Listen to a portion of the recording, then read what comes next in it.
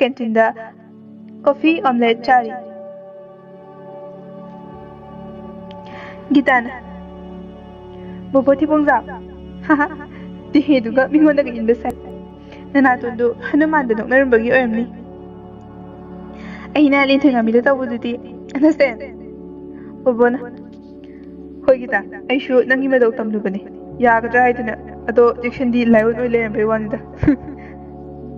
Gitana. Ngasi aikoigi house mai thirikani. One day, magi chumphagang manba kitchenjagi sarukhan manba khunokto ai iyam kai ko bobo.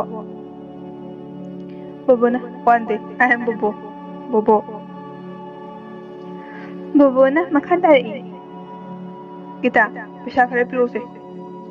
Gitan, kaya no, kaigino.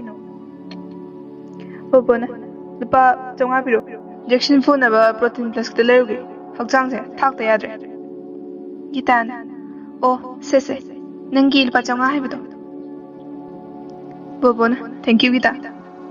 Gitan, chalagi bobo. Hayeng college ta amu thengnarase. Asumna rosi Gita, mayum tamnan dayo thoraga chatki. Bobo Gita, nushi mari lainade, college mate oina tinabani. Gita gi hiram khudimakta bobo na mateng pangdun tilai. Exam ki attendance, everything bobo na Gita gi hotnaduna tilakli. Bobo ke sampat machani. Imphal City ki hawa nushit khangnaba bobo ni.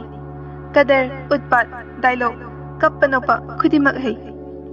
Marakta SP N10 tablet lang sili. Lupa chonga parabanina bobo magi marubayaiga awang biyo sitam na lakli. Minithong mayagi pandukan amada bobo na. Strip amatoy jo. Pandukan famba nupaduna strip ma puthok daga pi.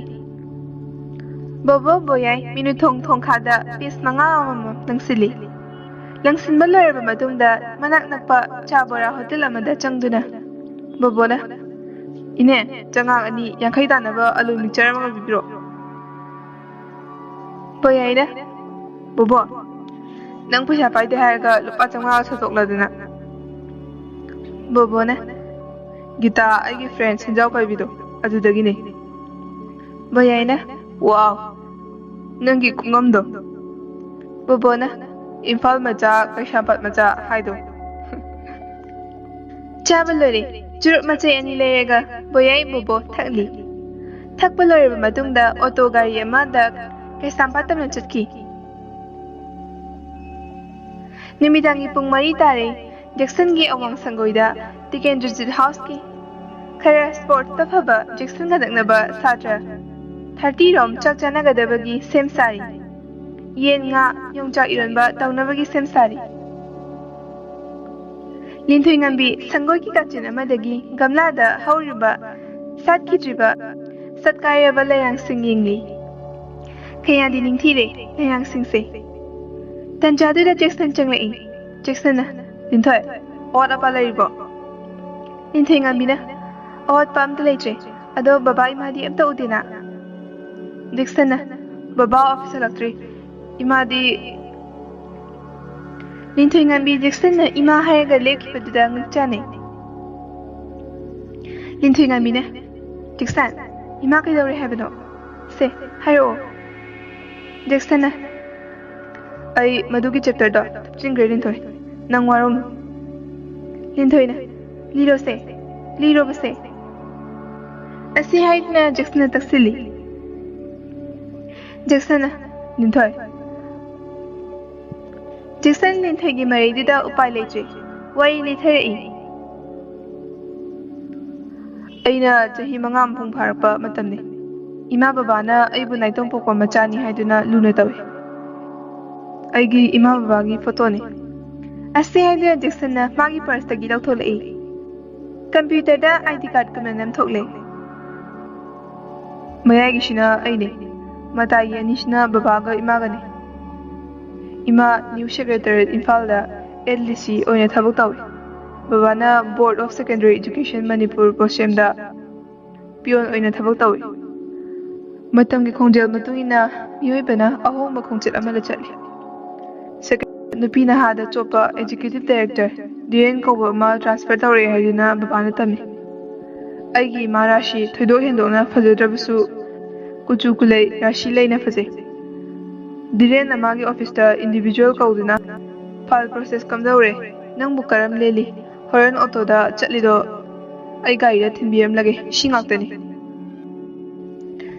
ꯅꯪꯒꯤ ꯅꯨꯄꯥ ꯄꯤꯌꯣꯟꯗꯨꯕꯨ ꯇꯣꯂꯣꯞ ꯀꯌꯥ ꯐꯪꯒꯦ ꯑꯩꯒꯤ ꯑꯣꯏꯒꯤ ꯂꯝꯗꯥꯡ ꯑꯣꯏꯕꯗ ꯑꯁꯤ ꯍꯥꯏꯗꯨꯅ ꯃꯤ ꯁꯨꯃꯟꯄ ꯉꯝꯕ ꯃꯑꯣꯡꯗ ꯙꯤꯔꯦꯟꯅ ꯔꯥꯁꯤꯗ ꯍꯥꯏꯗꯨꯅ ꯊꯦꯝꯂꯝꯃꯤ ꯔꯥꯁꯤ ꯅꯨꯡꯇꯤ ꯅꯨꯃꯤꯠꯒꯤ ꯙꯤꯔꯦꯟꯒꯤ ꯋꯥꯍꯩ ꯇꯥꯕꯗ ꯊꯃꯣꯏꯗꯨ ꯇꯞꯅ ꯇꯞꯅ ꯃꯃꯥꯏ ꯂꯩꯔꯛꯄꯒꯨꯝ ꯂꯩ ꯊꯥ ꯈꯔꯒꯤ ꯃꯇꯨꯡꯗ ꯕꯕꯥ ꯏꯃꯥ ꯇꯠꯇꯅ ꯈꯠꯅꯈꯤ ꯕꯕꯥꯕꯨ ꯎꯁꯤꯠꯄꯤꯈꯤꯗꯦ ꯏꯃꯥꯅ ꯀꯨꯁꯤ ꯔꯥꯁꯤ ꯇꯧꯕ ꯍꯧꯔꯛꯈꯤ ꯕꯕꯥ ꯏꯃꯥꯒꯤ ꯍꯣꯡꯂꯛꯂꯤꯕ ꯁꯗꯠꯇꯨ ꯎꯔꯒ ꯕꯕꯥ ꯌꯥꯝ ꯅꯨꯡꯉꯥꯏꯈꯤꯗꯦ ꯑꯗꯨꯕꯨ ꯂꯩꯀꯥꯏꯒꯤ ꯃꯃꯥꯡꯗ ꯈꯠꯅ ꯆꯩꯅꯕ ꯄꯥꯝꯗꯕꯗꯒꯤ ꯈꯥ ꯆꯤꯛꯇꯨꯅ ꯈꯥꯡꯈꯤ ꯅꯣꯡꯃ ꯏꯃꯥ ꯔꯥꯁꯤ ꯗꯤꯄꯥꯔꯠꯃꯦꯟꯒꯤ ꯄꯤꯛꯅꯤꯛ ꯇꯨꯔ ꯑꯃ ꯆꯠꯀꯅꯤ ꯍꯥꯏꯗꯨꯅ ꯅꯤꯡꯊꯤꯔꯕ ꯂꯩ ꯃꯆꯨꯒꯤ ꯁꯥꯔꯤ ꯈꯨꯖꯤ ꯂꯤꯛꯀꯣꯠ ꯁꯤ ꯑꯗꯨꯅ ꯄꯤꯛꯅꯤꯛ ꯆꯠꯅꯕ ꯊꯣꯔꯛꯏ ꯖꯦꯛꯁꯟꯅ ꯏꯃꯥ ꯏꯃꯥ ꯑꯩꯁꯨ ꯂꯥꯛꯀꯦꯕ ꯔꯥꯁꯇꯤꯅ ꯆꯨꯝꯅꯃꯛ ꯅꯪꯁꯤꯗꯤ ꯅꯄꯥ ꯄꯤꯌꯣꯟ ꯂꯩꯁꯤꯗꯤ ꯑꯁꯨꯝꯅ ꯃꯆꯥꯕꯨ ꯍꯨꯟꯗꯣꯛꯂꯝꯂꯒ ꯏꯊꯛ ꯏꯔꯥꯡꯒꯤ ꯑꯣꯏꯕ ꯄꯤꯛꯅꯤꯛ ꯆꯠꯈꯤ ꯅꯨꯃꯤꯠ ꯇꯥꯁꯤꯜꯂꯛꯂꯕ ꯐꯥꯎꯕ ꯑꯄꯣꯛꯄꯤ ꯏꯃꯥ ꯍꯜꯂꯛꯈꯤꯗꯦ ꯕꯕꯥꯒ ꯑꯩꯒ ꯏꯃꯥ ꯍꯜꯂꯛꯄ ꯒꯦꯠꯇ ꯉꯥꯏꯔꯤ ꯊꯦꯡꯅ ꯐꯥꯎꯕ ꯏꯃꯥ ꯍꯜꯂꯛꯄ ꯂꯩꯈꯤꯗꯦ ꯗꯤꯄꯥꯔꯠꯃꯦꯟꯒꯤ ꯄꯤꯛꯅꯤꯛ ꯂꯣꯏꯔꯒ ꯙꯤꯔꯦꯟꯒ ꯔꯥꯁꯤꯒ ꯀꯦꯅ ꯃꯧꯅꯗꯨꯅ ꯙꯤꯔꯦꯟꯅ ꯔꯥꯁꯤ ꯋꯥꯏꯠ ꯔꯦꯁꯇꯨꯔꯦꯟꯁꯤꯗ ꯀꯣꯐꯤ ꯑꯃꯇꯪ ꯔꯥꯁꯤꯅ ꯁꯥꯍꯦꯕꯅ ꯇꯥꯛꯄꯤꯕ ꯄꯨꯝꯅꯃꯛ ꯐꯤꯒꯥꯎ ꯁꯥꯅ ꯌꯥꯖꯔꯤꯌꯦ ꯙꯤꯔꯦꯟꯅ ꯋꯦꯇꯔ 2 coffee ꯋꯦꯇꯔꯅ ꯁꯥꯔ ꯆꯥꯅꯕꯗꯤ ꯙꯤꯔꯦꯟꯅ 2 omelette ꯋꯦꯇꯔꯅ okay sir after 10 minutes waiter coffee ꯄꯨꯊꯣꯔꯛꯏ ꯑꯆꯦꯡꯕ ꯇꯟꯖꯥ ꯂꯧꯔꯒ ꯁ꯭ꯂꯤꯄꯤꯡ ꯄꯤꯜꯁ ꯑꯅꯤ ꯔꯥꯁꯤꯒꯤ ꯀꯣꯐꯤꯗ ꯍꯥꯞꯆꯤꯜꯂꯤ ꯔꯥꯁꯤ ꯀꯣꯐꯤ ꯊꯛꯏ ꯙꯤꯔꯦꯟꯅ ꯔꯦꯁꯇꯨꯔꯦꯟꯒꯤ ꯕꯤꯜ ꯄꯤꯊꯣꯛꯈꯤ ꯔꯥꯁꯤꯅ ꯇꯥꯃꯣ ꯑꯩꯒꯤ ꯀꯣꯛꯁꯦ ꯌꯥꯝ ꯂꯨꯝꯃꯦ ꯙꯤꯔꯦꯟꯅ ꯔꯥꯁꯤ ꯁꯝꯅꯗꯨꯅ ꯃꯥꯒꯤ ꯑꯦꯁꯇꯔ ꯒꯥꯔꯤ ꯑꯗꯨꯗ ꯍꯥꯞꯆꯤꯜꯂꯤ ꯔꯥꯁꯤ ꯒ꯭ꯌꯥꯟ ꯇꯥꯗ꯭ꯔꯦ ꯙꯤꯔꯦꯟꯅ ꯒꯦꯂꯦꯛꯁꯤ ꯍꯣꯇꯦꯜ ꯑꯍꯤꯡ ꯑꯃꯒꯤ ꯕꯨꯛ ꯇꯧꯔꯦ ꯔꯥꯁꯤꯒꯤ ꯅꯨꯄꯤ ꯑꯣꯏꯕꯒꯤ ꯄꯨꯟꯁꯤ ꯃꯥꯒꯤ ꯑꯇꯣꯝꯕꯤ ꯅꯨꯄꯤꯒꯨꯝꯅ ꯃꯥꯡꯍꯟꯕꯤꯈꯤ ꯁꯣꯝꯗꯅ ꯊꯥꯅꯤꯜꯖꯥꯎ ꯃꯥꯒꯤ ꯃꯅꯦꯝꯕꯣꯛ ꯀꯦꯇꯨꯀꯤꯗ ꯐꯣꯟ ꯇꯧꯔꯤ ꯀꯦꯇꯨꯀꯤꯅ ꯍꯜꯂꯣ ꯏꯕꯨꯡꯉꯣ ꯀꯔꯤ ꯇꯧꯔꯦ ꯊꯥꯅꯤꯜꯖꯥꯎꯅ ꯏꯃꯥ ꯅꯆꯥꯅꯨꯄꯤ ꯔꯥꯁꯤꯗꯣ ꯉꯁꯤ ꯗꯤꯄꯥꯔꯠꯃꯦꯟꯒꯤ ꯄꯤꯛꯅꯤꯛ ꯆꯠꯈꯤꯕꯗꯒꯤ ꯍꯧꯖꯤꯛꯐꯥꯎ ꯍꯜꯂꯛꯇ꯭ꯔꯤ ꯏꯃꯥ ꯍꯣꯏꯗ ꯂꯥꯛꯄ꯭ꯔꯥ ꯍꯪꯒꯦ ꯍꯥꯏꯕꯒꯤ ꯐꯣꯟ ꯇꯧꯖꯔꯛꯄꯅꯤ ꯉꯁꯤꯒꯤꯗꯤ ꯂꯥꯛꯇꯤꯌꯦ ꯂꯝꯈꯥꯡꯗꯒ ꯒꯥꯔꯤ ꯕꯦꯔꯥꯀ ꯇꯧꯗꯨꯅ ꯂꯩꯈ꯭ꯔꯖꯥꯠꯂꯥ ꯅꯪꯕꯨ ꯐꯣꯟꯒ ꯇꯧꯗ꯭ꯔꯕꯣ ꯊꯥꯅꯤꯜꯖꯥꯎꯅ ꯇꯧꯕꯅꯦ ꯏꯃꯥ ꯐꯣꯟ ꯁ꯭ꯋꯤꯆ ꯑꯣꯐ ꯍꯥꯏꯔꯛꯑꯦ ꯐꯔꯦ ꯏꯃꯥ ꯊꯝꯃꯒꯦ ꯊꯦꯡꯂꯕ ꯐꯥꯎꯕꯗ ꯍꯜꯂꯛꯄ ꯀꯧꯕ ꯂꯩꯇ꯭ꯔꯦ ꯃꯆꯥꯅꯨꯄꯥ ꯖꯦꯛꯁꯟ ꯃꯄꯥꯒꯤ ꯃꯅꯪꯒꯟꯗ ꯄꯣꯔꯤ ꯖꯦꯛꯁꯟꯕꯨ ꯇꯪꯒꯟꯗꯒꯤ ꯊꯥꯗꯨꯅ ꯐꯃꯨꯡꯗ ꯇꯨꯝꯍꯜꯂꯦ ꯊꯥꯅꯤꯜꯖꯥꯎ ꯇꯨꯝꯊꯕ ꯌꯥꯗꯦ ꯃꯥꯒꯤ ꯃꯔꯨꯞꯁꯤꯡꯅ ꯍꯥꯏꯈꯤꯕ ꯅꯪꯒꯤ ꯅꯨꯄꯤ ꯔꯥꯁꯤꯗꯣ ꯃꯥꯒꯤ ꯑꯦꯛꯖꯤꯀ꯭ꯌꯨꯇꯤꯚ ꯗꯥꯏꯔꯦꯛꯇꯔꯒ ꯇꯣꯏꯅ ꯒꯥꯔꯤꯗ ꯇꯣꯡꯗꯨꯅ ꯆꯠꯃꯤꯟꯅꯩ ꯋꯥꯍꯩ ꯑꯁꯤ ꯍꯟꯖꯤꯟ ꯍꯟꯖꯤꯟ ꯊꯥꯅꯤꯜꯖꯥꯎꯒꯤ ꯅꯥꯀꯣꯡꯗ ꯇꯥꯔꯤ ꯁꯣꯏꯗ꯭ꯔꯦ ꯃꯔꯨꯞ ꯃꯄꯥꯡꯁꯤꯡꯅ ꯍꯥꯏꯕ ꯊꯥꯅꯤꯜꯖꯥꯎ ꯄꯨꯟꯁꯤ ꯄꯨꯁꯤꯟꯅꯔꯛꯈꯤ ꯅꯨꯄꯤ ꯍꯥꯏꯕꯁꯤ ꯑꯍꯦꯟꯕꯇ ꯄꯥꯝꯕ ꯃꯆꯥ ꯅꯨꯡꯁꯤꯕ ꯈꯪꯗꯕ ꯁꯥꯅꯤ ꯍꯥꯏꯅ ꯈꯟꯈꯤ ꯑꯁꯨꯝꯅ ꯑꯍꯤꯡ ꯑꯗꯨ ꯍꯧꯈꯤ ꯙꯤꯔꯦꯟꯒꯤ ꯑꯍꯜ ꯂꯃꯟ ꯀꯦꯇꯨꯀꯤꯒꯤ ꯌꯨꯝꯗ ꯄꯥꯎ ꯍꯩꯗꯣꯛꯄ ꯂꯥꯛꯈꯤ ꯀꯦꯇꯨꯀꯤꯅ ꯅꯨꯄꯥ ꯃꯌꯨꯝ ꯋꯥꯡꯈꯩꯗ ꯄꯥꯎ ꯍꯩꯗꯣꯛꯈ꯭ꯔꯣ ꯑꯩꯅ ꯄꯣꯛꯆꯕ ꯑꯣꯏꯔꯁꯨ ꯍꯧꯖꯤꯛꯇꯤ ꯑꯩꯈꯣꯏꯒꯤ ꯗꯥꯏꯇ ꯂꯩꯇ꯭ꯔꯦ ꯑꯩꯒꯤ ꯏꯐꯝꯗꯒꯤ ꯏꯆꯥ ꯁꯤꯈ꯭ꯔꯦ ꯍꯥꯏꯅ ꯉꯁꯤꯗꯒꯤ ꯂꯧꯔꯦ ꯙꯤꯔꯦꯟꯒꯤ ꯑꯍꯜ ꯂꯃꯟꯁꯤꯡ ꯊꯥꯅꯤꯜꯖꯥꯎꯒꯤ ꯌꯨꯝꯗ ꯂꯥꯛꯇꯨꯅ ꯔꯥꯁꯤꯒꯤ ꯄꯥꯎ ꯍꯩꯗꯣꯛꯄ ꯂꯥꯛꯏ ꯊꯥꯅꯤꯜꯖꯥꯎꯅ ꯔꯥꯁꯤꯅ ꯑꯩꯒꯤ ꯏꯆꯥꯅꯨꯄꯥ ꯖꯦꯛꯁꯟ ꯍꯨꯟꯗꯣꯛꯇꯨꯅ ꯄꯥꯝꯖꯕ ꯒꯚꯔꯟꯃꯦꯟꯒꯤ ꯑꯣꯐꯤꯁꯥꯔ ꯑꯃꯗ ꯃꯌꯨꯝ ꯄꯥꯟꯈꯤꯕ ꯑꯩ ꯋꯥꯔꯧꯗꯦ ꯅꯈꯣꯏꯅ ꯐꯅꯕ ꯇꯧꯕꯤꯔꯣ ꯑꯩ ꯌꯦꯠꯂꯣꯏ ꯑꯍꯦꯟꯕꯇ ꯄꯥꯝꯕꯤ ꯃꯆꯥ ꯅꯨꯡꯁꯤꯕ ꯈꯪꯗꯕꯤ ꯃꯇꯝꯁꯤꯒꯤ ꯃꯧ ꯑꯩ ꯇꯨꯀꯠꯆꯩ ꯍꯟꯕꯤꯈ꯭ꯔꯣ Dire aman Thanilzau yumdagi hankre. Thanilzau macha Jackson Catholic school amada ming chanduna boarding da thamki. Baba Thanilzau Boshengi pion from resign tauki. Guwahati chatuna magi hanagi leijaba sel kharatuna business hauki. Sel ningthina tanba ngamjaki. Adudagi grocery stock, adudagi jewelry, magic band, chicken center, carpenter, dukan mathang hangdoktuna paisa paiba horki. Somdana direngi nupi ahal henthoina Rasibu yumgi thabak tahunaba minaigam thambiri. Diren nasu Rasibu nushiba faramde. Sukadagi ngahaki nupida chopa adu khaktani. Diren Rasibima nangbu aina nungshidana lawba nate. Nangi ijatpu aina ngahaktangi oina aigi ichanupa ani nupi ama lairibani. Nang napamdara nawa amanba aduki manaktara chathoro. Rasina Tamo nangi moithem langda ai thukibani. Aigi su nushiraba icha aigi laigumnaba ipureba lairame matam amada. Ngasina nangi langda thukraba saji amogum karisu tauba ngamdraba. Diren nang nupini nang kari khangde aigi moithem thajarubagi nang chaina phangli natra. Moithem khudimakna nupi khudimakpu yaba taragadi matam sigi mausingse aigi khutta. Rasi masa matumda khali. Nupi aibu karama nupi. Life adi gumlaba natra. Aigi punsidi lamhangna kristano. Adu tungi mirol nupi. Meitai nupi ki senglaba thamoida amuba kali tesingano. Wajasano. Hey, iralna ipot pharaba punsise.